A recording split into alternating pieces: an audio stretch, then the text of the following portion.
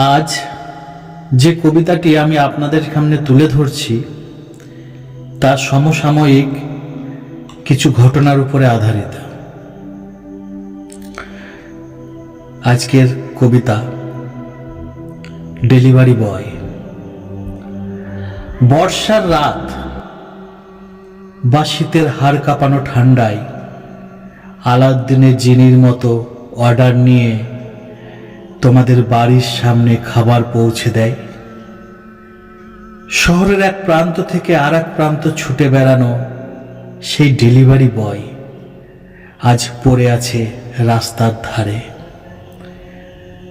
মাথা ফেটে রক্তের ধারা ছিটকে পড়েছে রাস্তায়।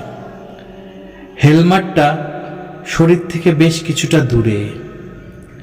পা, হাত, মুখ থেকে গলগল করে বেরোচ্ছে রক্তের ধারা।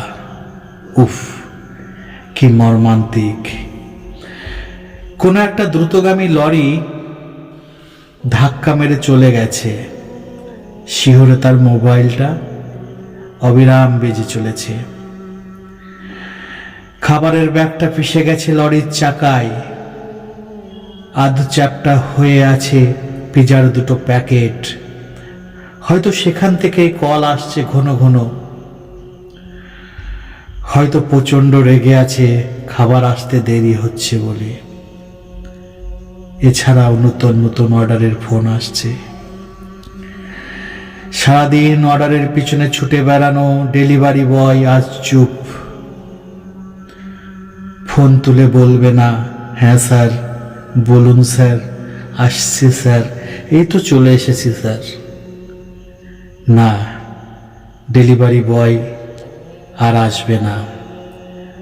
আর সে নেবে না নতুন নতুন কোনো অর্ডার। আজ নিয়তির অর্ডারে সে আজ নিজেই পার্সেল